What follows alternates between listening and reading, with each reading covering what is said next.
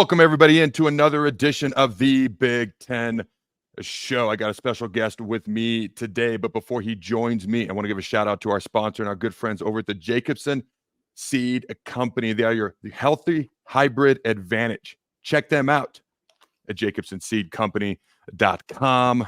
We not only give you hopefully enjoyable Big Ten coverage here, but also we connect you with phenomenal people, phenomenal companies, such as the Jacobson Seed Company. Farmers, they will take care of all your seed needs. jacobsonseed.com. All right, today I'm joined by a multi-time author, ESPN's Bill Connelly. How you doing, my friend? I'm pretty good. How are you? I'm glorious, dude. And I got a whole, like, this is real. Okay, I always come over prepared. Now, some of this is for after you, because you're going to join me for about 24, and some of that's for the 24 minutes I'm on my own. But, dude, I got so many questions for you, and I want to start off with an article that I saw of yours. Okay, you basically went back all the way to 1966, and you simulated what an 8-team college football playoff would look like going back, almost 60 years. So talk to me, and essentially how this worked was the quarterfinals were on campus, the semifinals were on campus, and then the finals, the championship, was always in the Rose Bowl. Okay, now, before we dive into how that played out over those years, okay, the Rose Bowl. I've seen and heard this thrown around a million times. The national championship needs to be in the Rose Bowl. The Rose Bowl is the most iconic bowl game. It is the most recognizable bowl game. It is the most beautiful bowl game. I love everything about that except for one question I've always had. Okay, if it's always at the same spot and always at the same location, would that not then somehow benefit the California schools when it comes to recruiting? Hey, you could play a national championship game right in your backyard every year, especially teams like USC, UCLA. What are your thoughts on that? I mean, I can't really prove you wrong. I guess technically they still had the draw of, the Rose Bowl being the biggest bowl game no matter what for however many decades. And so they still had that card to play, but this would have, added a little bit to it. It was funny. So basically this was kind of I wrote two pieces over the last couple of weeks. The first one is kind of a history of people proposing a playoff and having it fail, more or less. And that started with Duffy Daugherty, the Michigan State coach in the mid-'60s. Actually, it started with Northwestern's AD in the early 60s, and that just kind of randomly petered out. But basically, I went back through and looked at what they were proposing, what they were thinking, and all the ways that the Bulls eventually lobbied their way into there not being a playoff. It worked for them very well for many, many decades. But so what I wanted to do was basically, one of the fun things about, figuring out what a big playoff, the effects it might have moving forward, just in terms of how we think about coaches, how we think about teams, is showing how different a universe with a playoff would have been for the last half century. And so, went back took a time machine back to 1966 and somehow made the magic happen to where, everybody agreed that we should have an 8-team playoff.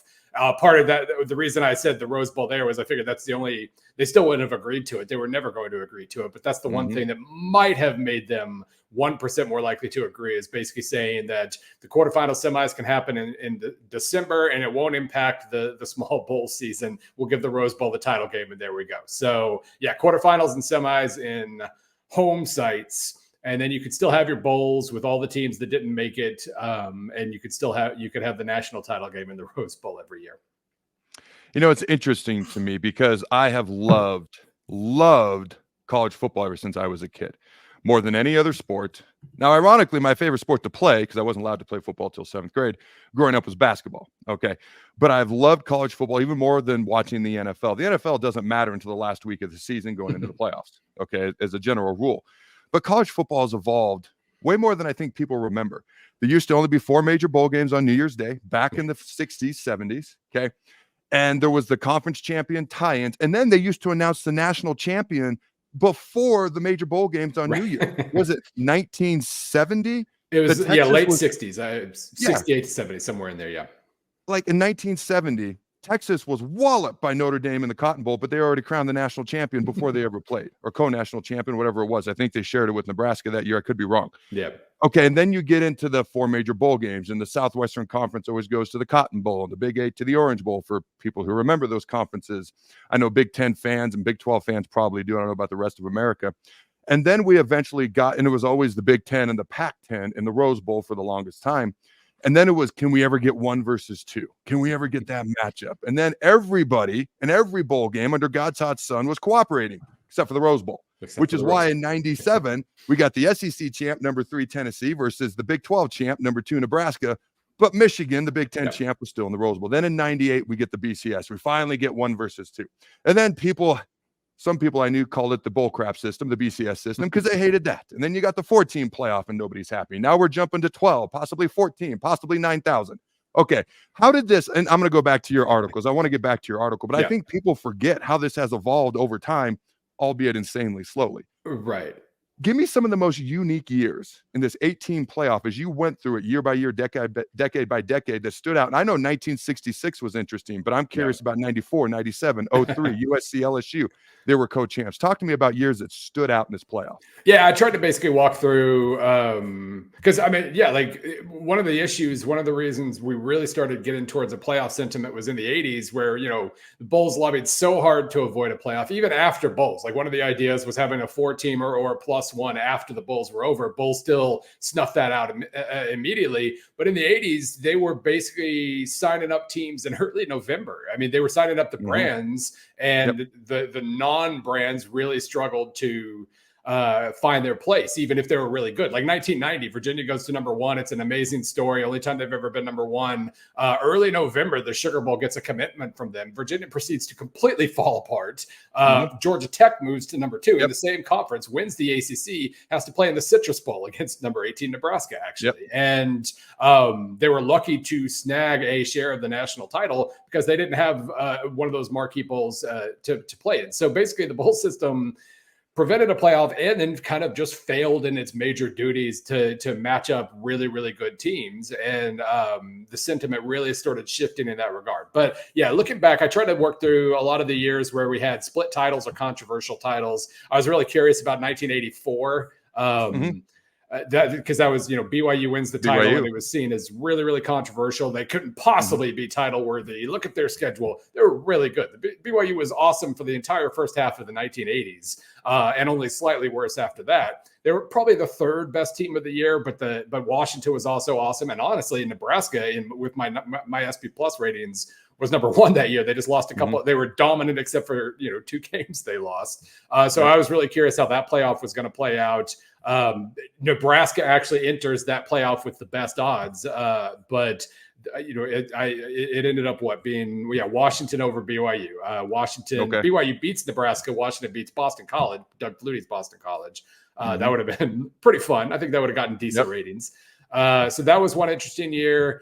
And then the split titles. Obviously, I went through 1990 where Miami actually wins its 4th straight national title in a playoff. You do think about that time. Like Miami and Florida State were the most consistently awesome teams, late 80s, early 90s.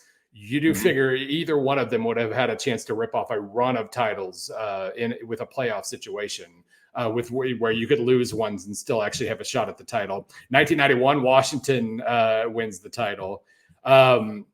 93, I did simulate that one and kind of dive into that one because it was the same situation. You've got, a very, very good Florida State, a very good Florida, Tennessee, very good, lots of teams. And we actually, and Florida State wins it that year over Ohio State. Can I hop in there real quick? Because 93 never gets talked about. Yeah. So that's the year that Notre Dame beat number 1 Florida State in the 1 versus 2 matchup in South Bend. Okay, Florida State beats Nebraska. They missed the late kick. They're crowned national champs. What I found interesting was Notre Dame had 1 loss. FSU had 1 loss, yet FSU was the national champion that year. So in the playoff, FSU wins, not Notre Dame or Nebraska or somebody else. Yeah, that's and with I do have to, like, as we're walking through these results, these aren't based on anything, like, it's not really a prediction so much as I used my system, simulated it like 10,000 times, and then just randomly picked one of the simulations. So, that's how Miami, Ohio snags the national title in 1974 because OU is the best team. They weren't in the competition because they were banned from the postseason, and then it was just a free for all, and Miami wins it. So, yeah, it's not a prediction. It's not this would have absolutely happened. But yeah, 93, Florida State, I did have them as the best team overall, but you're right. Like, the way that plays out, Notre Dame beats Florida State, then loses to Boston College next week. If Boston College beats them like week 1, Notre Dame probably wins the national title because of the way polls tend to work. But FSU was probably the best team that year, and they win it. This wasn't an incredibly Nebraska-friendly simulation, and I do have to. It was randomly selected. That's all right. They do win in '95, but Penn State wins in '94. Okay. 97's an absolute mess where you've got Ohio State beating Michigan and Kansas State upsetting Nebraska, which I kind of like the parallels of that one. And then you get into a free-for-all where Tennessee beats Ohio State in the title game, because we would have had those. We always think in terms of who won the games. They were undefeated, therefore they would never lose, but that's not the way it works in every other sport. I get it. So sometimes chaos happens, but those were fun. What else did we have? Recent times, I wasn't really impressed with I wasn't able to produce much chaos for the last 10 or 15 years. It's either Alabama or Georgia just about every year. But it was kind of just fun to look at, put the chaos hat on occasionally. And, we end up with Kansas State winning 2 national titles, and John Cooper from Ohio State and Arizona State winning 3. That's probably not the way that, we don't quite remember him as that good, but he was a really good coach and they might've had a chance. So I want to go to a couple of specific years. So 1990, I believe you said, because that was shared between Colorado. Okay. Yeah. The 5th down, the phantom punt return penalty against Notre Dame in the Orange Bowl.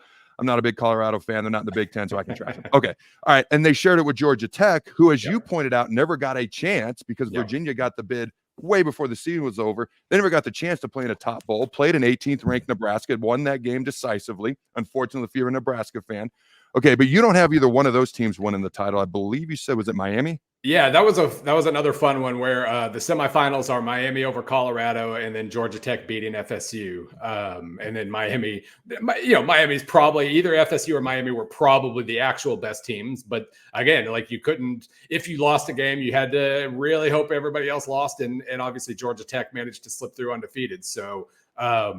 Those years where there really wasn't a genuine standout team, there's just one that maybe won all the close games. Those are the years that produced some pretty wacky results. And then the next year, 91 split title. Washington was just phenomenal that year. They were the best team in the country by far. And I was happy that I picked a simulation where they won the title. Let's go to 03, USC, LSU. They split the title. Okay. USC dominates a very good Big Ten champ Michigan team in the Rose Bowl. Okay, and Oklahoma, who'd been number 1 the whole year, got blown out by K-State in the Big 12 title game, lost again to LSU in the Sugar Bowl. So USC, LSU, are they in the title game? And who wins if they are? That was a year where that was one of those no dominant teams years. Oklahoma was the best team. We kind of forget how good they were before Jason White. It was like he broke his hand in the Big 12 title game and then his foot in the Sugar Bowl, or the reverse or something. He had a couple different injuries late that year. And so basically looking at I set up odds just so we could see how things might play out. It was like LSU at 22%, Oklahoma at 20%, USC 13%, whole bunch of teams between about 4% and 9%. So this was a potential free-for-all year, and we got a free-for-all. Number 7, Florida State beats number 4. Chris Ricks, national champion Chris Ricks, wins the title for Florida State. Over number 4 Michigan after some pretty wacky results. So those are, I always, we need those blip years, those chaos years. We haven't had one of those in quite a while in college football. And hopefully, I don't know, like maybe a big playoff in the transfer portal makes those slightly more likely moving forward. I love that you brought up 84 as well. Now, BYU, that BYU team is the only quote unquote non-power team. I know Notre Dame's been independent, but most people view them as a power conference team, just not in a conference. They're the only G5 team. I know they're in the Big 12 now, so to speak, to win a national title in history. And I believe they beat a 6-5 Michigan team that year in the Holiday Bowl and able to do it, which is why there was so much controversy. I love a lot of the years that you brought up, and a lot of the things like 93 never gets talked about. 84 never gets talked about. And all these other years with the split titles is interesting. I do have to ask one specific thing. 94. Yeah. Okay.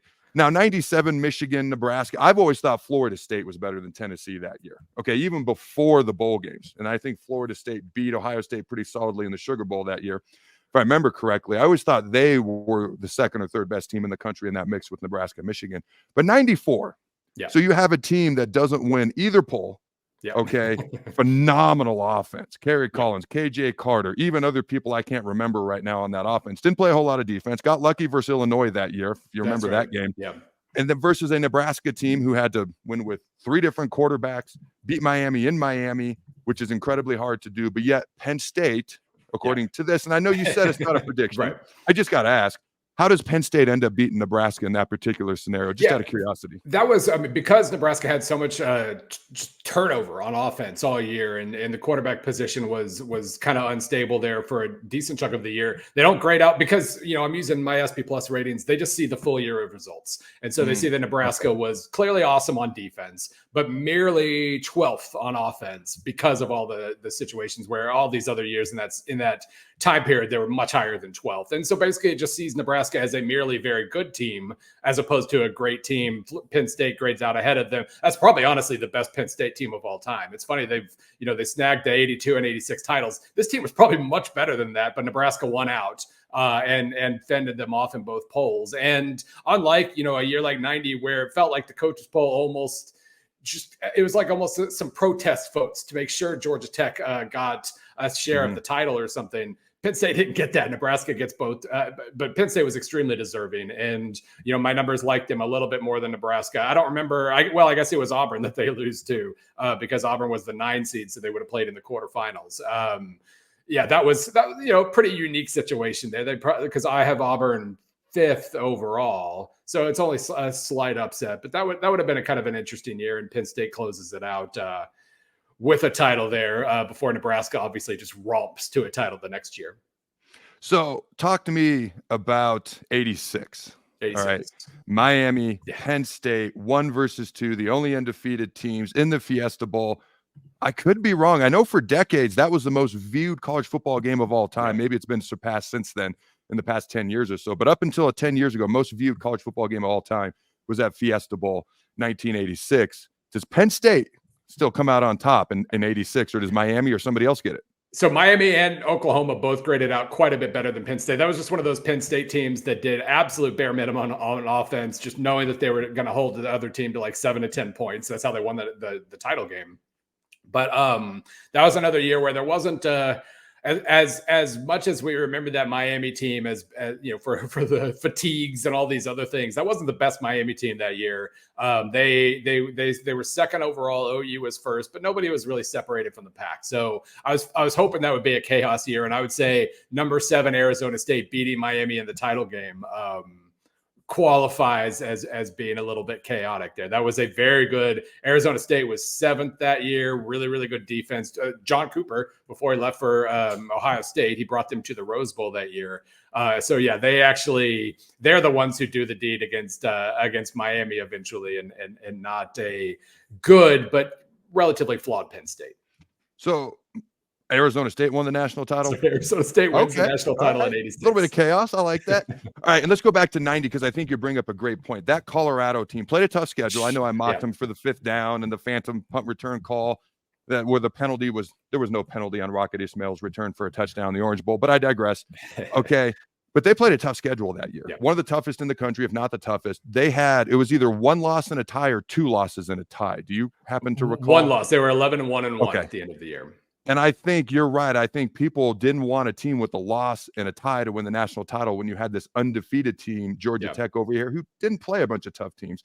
So you could be correct on that. One question I had for you, why 8 teams in this simulation? Why not 4 or 6 or 12 or whatever? So that was because I think when we originally conceived this piece, we were like, what if we took the 12-team playoff that we have and move it all the way back? And when I started playing with that, I just couldn't make sense of it, because if we'd gotten they only talked about an 8-team playoff from like 1960 really until the early 70s.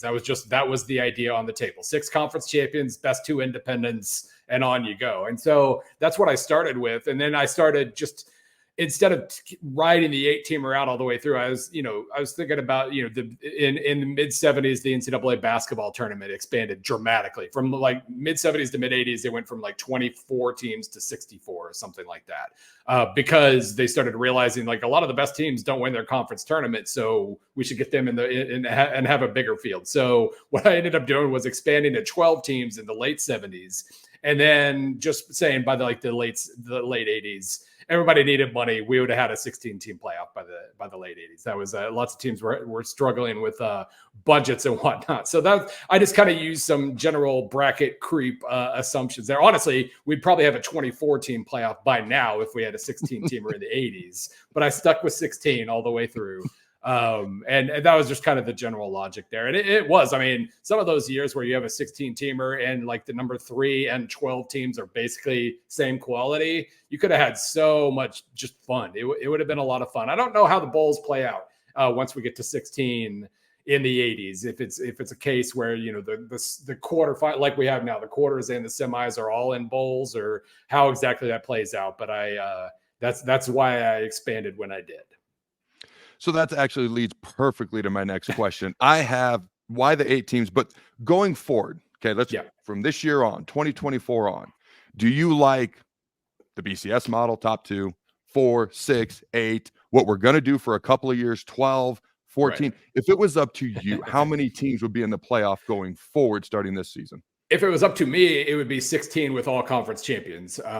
That's clearly not what we're going to get. That was actually, it's strange how in the last 10 or 15 years, how dramatically that's shifted. I went back and read Death to the BCS, the 2010 book by Dan Wetzel and company. Really interesting book. They obviously, they hated the power conference commissioners. They hated the BCS, all that stuff. But it was really interesting to kind of jump back in a time machine and remember what people were saying in the late 2000s when you had Boise State and Utah and TCU and all these quote unquote mid-majors proving that they could play at a top 5 level with everybody else before Alabama had completely changed what we consider dominance to be. They proposed a 16 teamer with all conference champions and like 11 conferences then. So 5 at-larges. That was not uncommon. I think I wrote about that at Football Outsiders around that same period. Like we need all the automatic bids and whatnot. And I still think that would be great for the sport, but it's clearly the sentiment has changed so drastically and pulled things so dramatically in a different direction over these last 15 years. And now you've got the Big Ten and SEC working together, which is not going to benefit the rest of the sport at all. And now we might get 14 just so they can sneak a couple of extra bids in there, and just so there will be 2 buys. And I wonder who will get those 2 buys every single year as well. So I kind of hate it. I'm getting what I want. This has been the last 5 years of college football. Is I get most of the stuff I want. NIL, get rid of divisions. Let's expand the playoff. All these things. And I hate it all because it never kind of unfolds how I think it should, because it always just unfolds in favor of the richest teams and the richest conferences. And that's exactly what we should be trying to work against if we want an actual healthy sport. So we'll see. Like I have no problem with 16. I just know that if any expansion we get will be because it benefits the SEC at this point, and that's not really what I want. Yeah, the SEC and Big Ten, I mean, they're the big dogs in the room. They're going to throw their weight around. That's just how business works, whether other people like it or not. It doesn't have to be fair. It just got to be profitable. Well, it's definitely not fair, but it's certainly the way things are going. So it's funny you referenced some of those years, and I was with the Rams at this point. So it would have been between 07 to 10, that 4-year period. I remember an undefeated TCU and Boise State playing in the Fiesta Bowl. I think 3 versus 5 was that matchup, and I think Boise State upset TCU. I remember a year where Boise was top 10. Louisville, who was not in the ACC at the time, was top 10, and I think TCU was top 10. Like, there was a time where the non-power conference teams, so to speak, were on the rise. And it's like the power conference teams looked around and said, that ain't happening. And it's been on the decline ever since. Cincinnati was 3rd in the Sugar Bowl one year, got absolutely destroyed by Tim Tebow in Florida that year. Not a great example, but outside of Cincinnati and Luke Fickell in the playoff a couple of years ago against Bama, and I don't know who would have done much better against that Bama team in that spot. I always point out Cincinnati did better in that playoff than Michigan did against Georgia. That's what I'm saying. The point margin was actually less than Georgia and Michigan, which was 34-3 in the Orange Bowl. And people are like, that proves that the G5 teams don't belong in the playoff. I'm like, that doesn't prove jack crap. You're just looking for a narrative, and you found a way to push that narrative. Just my opinion. All right, man. I appreciate you joining me. This has been fun. We got to do it again. Ladies and gentlemen, as always, I want to give a shout out and a thank you to our good friends over at the Jacobson Seed Company, your healthy hybrid advantage at jacobsonseed.com. Thanks for joining me, Mr. Bill Connelly. Let's do it again next time. So I was just joined earlier by ESPN's own 2-time author, Bill Connelly. We had quite the discussion. about what an 8-team playoff would have looked like going back nearly 60 years to 1966. And the college football landscape has changed so much. Now, as of like the 60s to the early 70s, they would crown a national champ before the bowl games were ever played. There was really only 4 major bowl games for a long time, all played on New Year's Day, and that was it. Okay, then eventually they added the Fiesta Bowl and et cetera, et cetera, et cetera, and they went to 9,000 bowl games. And I told people for years, I said, you're going to dilute the bowl games and people aren't going to care. And people shouted me down. They said, more football is better. Well, if you keep printing money, eventually that money doesn't have the same value. And then people said, hey, let's create the playoff. And that diluted bowl system just hasn't stood a chance. But originally there was 4 major bowl games on January 1st. And a lot of times they would crown the national champ. Like in 1970, they crowned Texas the national champ before they played their major bowl game, which was against Notre Dame. And they got thrashed in the Cotton Bowl by Notre Dame. Okay. Other teams benefited and won national titles that year and ended up working out all right. Okay. A piece of national title, I should say. Okay. And then was it 1990 that Bill talked about Virginia? They were giving out bowl invitations in early November with weeks left to play. Virginia was number 1 in the country, top of the ACC, number 1 in the country, top of all the rankings, got the invitation to the Sugar Bowl and then had a rough November. And as a result, they went and played in the Sugar Bowl instead of Georgia Tech, who ended up undefeated, split the national titles. Here's my point. College football, once again, as I mentioned earlier, has evolved so much from just a few bowl games, from crowning national champs and sending out bowl invitations before, the bowl games were ever played. So, all right, now we've got conference champ tie-ins, Big Ten, Pac-10 for years in the Rose Bowl, the Big 8 to the Orange Bowl, the Southwestern Conference to the Cotton Bowl. You got the SEC to the Sugar Bowl. You got the ACC champ that could just kind of float wherever. And then when the Fiesta Bowl came around, they basically said, you know what? We're going to take whoever the top 2 and the Big East, back when Big East had football as well. Okay, that champ could float as well to whatever major bowl game was available. And that's when the Fiesta Bowl said, you know what? We got no conference champion tie-ins for years. We're just going to take the top 2 highest ranked teams available. And that worked well for them. Then eventually we were able to get, and people just wanted 1 versus 2 for years. And then we almost got it. Okay. The Rose Bowl. It's kind of like Notre Dame. They think they get to have their cake and eat it too. So everyone agreed to let the conference champion bowl tie-ins go so we could get 1 versus 2, except the Rose Bowl. Okay. We had a few years in there where the Rose Bowl said, So we had the Orange Bowl, Nebraska, Tennessee in 97 as an example, 2 versus 3, because everyone else agreed, the sugar, the orange, the cotton, everybody else agreed, said, hey, we'll let 1 versus 2 play, but the Rose Bowl said not until 98. We're going to keep our Pac-10, Big Ten championship time, which is why Michigan played number 8 Washington State that year instead of number 2 Nebraska. Finally, in 1998, we get 1 versus 2. That's what people had clamored for so long. There's people listening to this who weren't even alive. They have no recollection of people just wanting 1 versus 2. There are people listening to this who remember it, but have forgotten it. Okay, that was the big deal. We finally got 1 versus 2. BCS. 1998 was the first year we got that. Tennessee upsets Florida State to win the national championship with T. Martin, not Peyton Manning at quarterback. Then that wasn't enough. Okay, and I'm not saying it's a bad thing.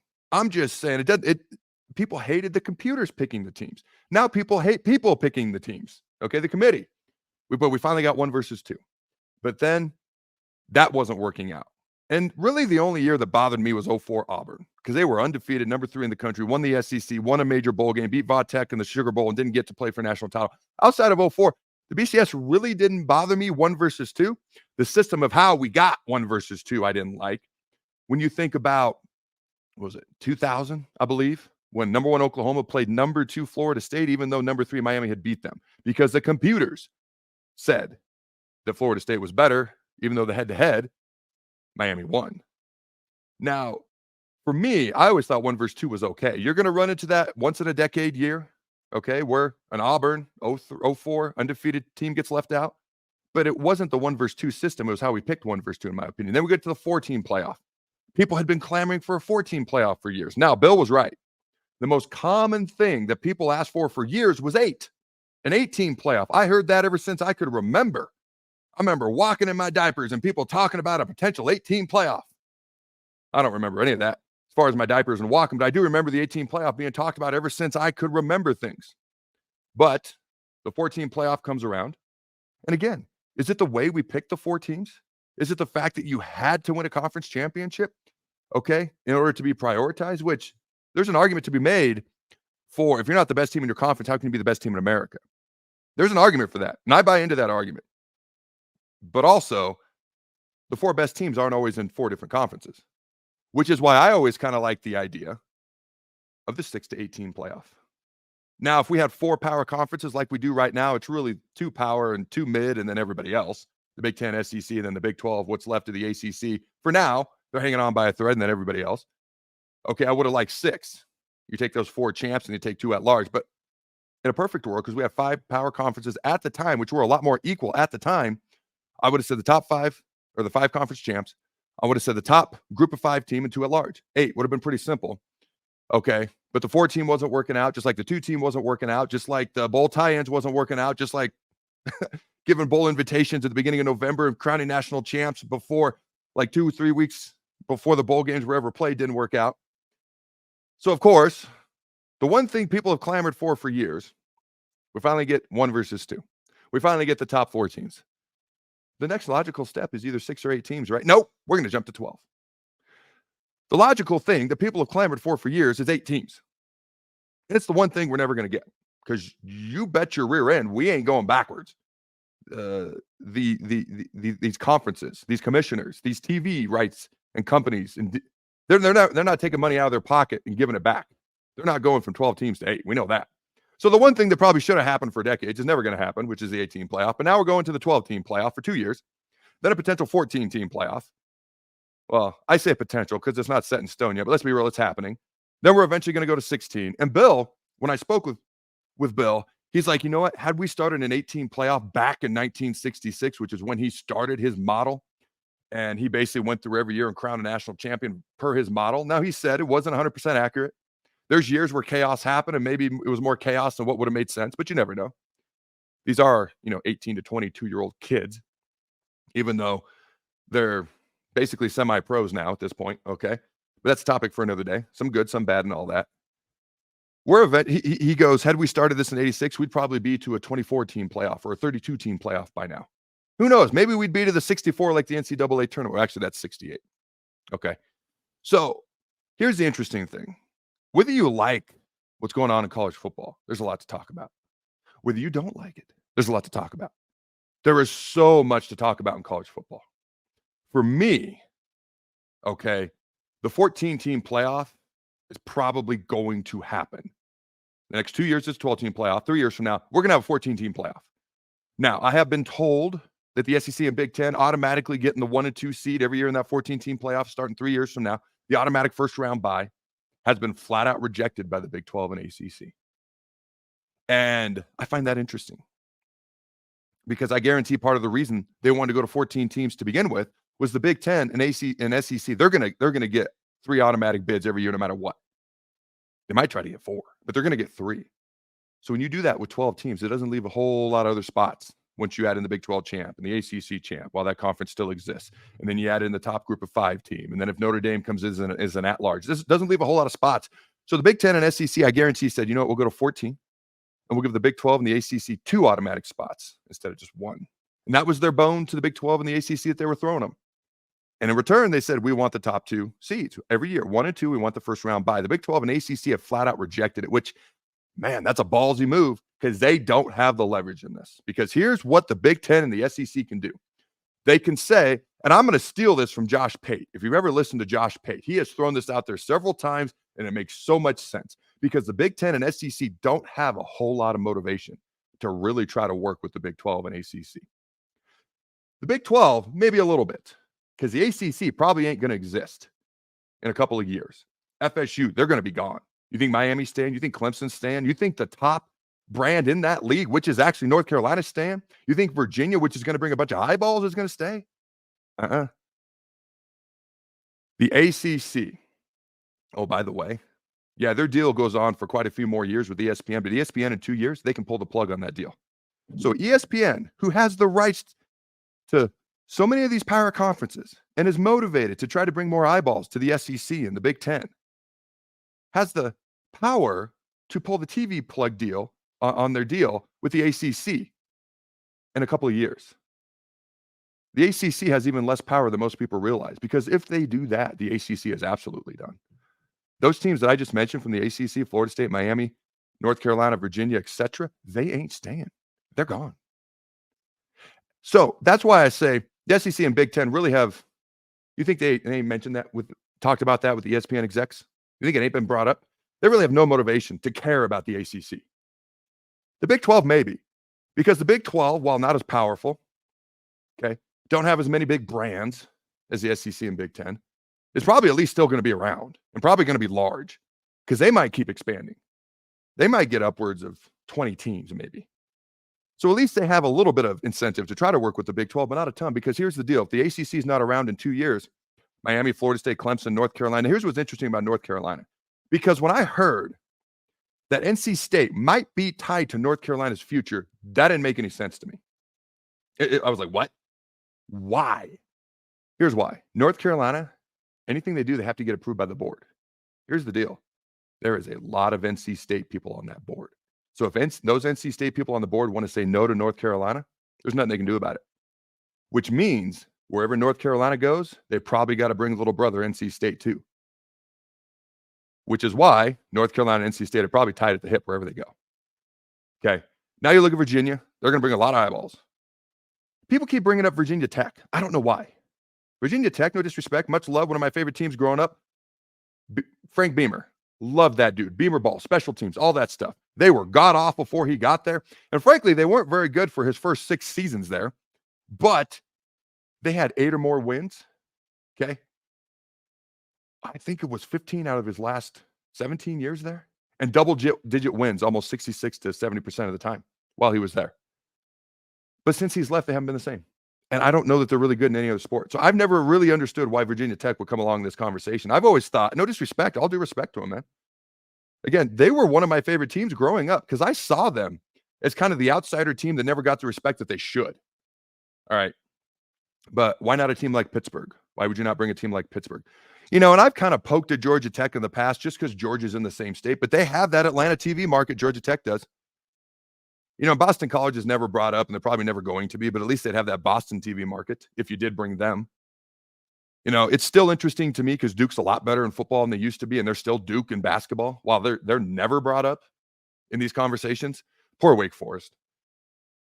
But it's interesting to me because it's kind of a given that Miami, Florida State, Clemson, North Carolina, Virginia are going to do whatever they're going to do, and they're probably going to do it together. NC State's probably tied to North Carolina. Virginia Tech consistently brought up as that 7th school. Personally, I'd go with Pittsburgh if it was me. And I know they're in the same state as Penn State, but I'm just saying. I'm not on that board. I ain't tied to nobody. These are just my thoughts. My point is simply this. The Big 12's probably going to expand. The SEC and Big 10 probably ain't done.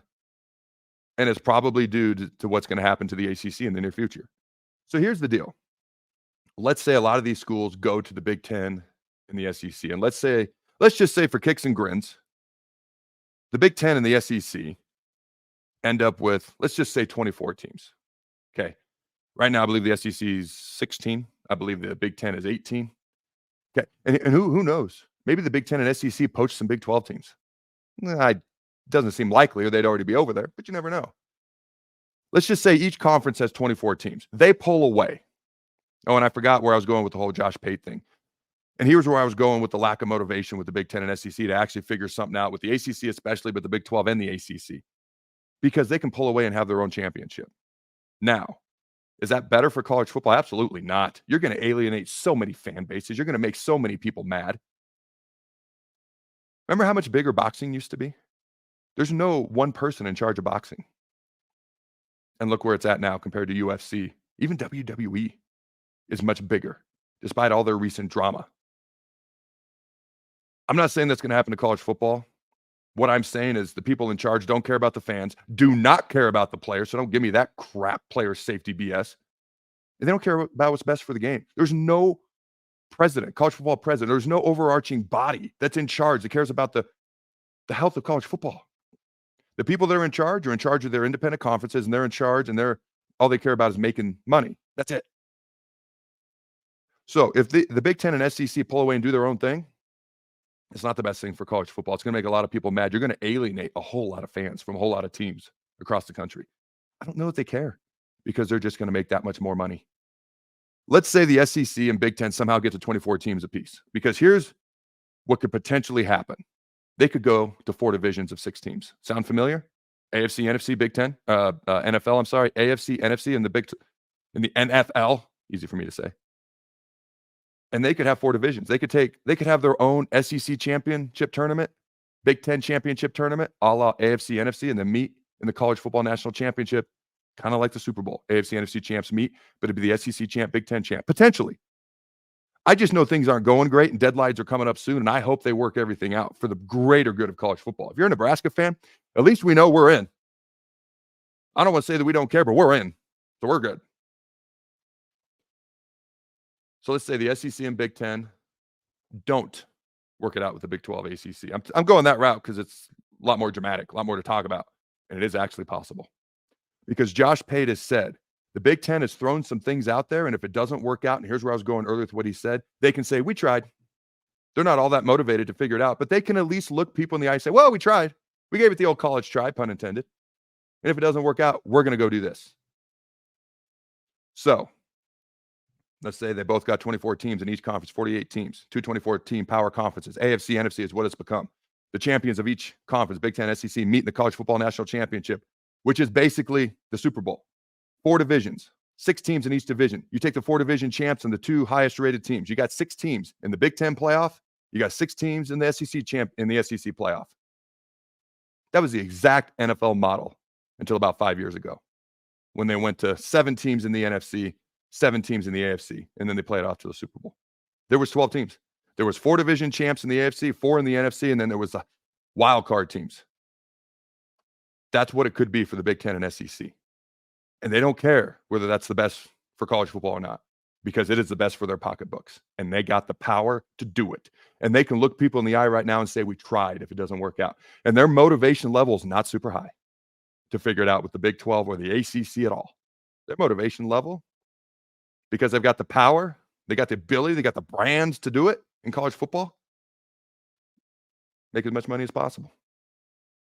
I'm not saying it's going to happen. I'm not saying we're going to have Big Ten and SEC every year playing for the championship automatically with the Big 12 left out, the ACC defunct, which I do think that will happen, and all the G5 teams probably doing their own national championship tournament, which a lot of people want.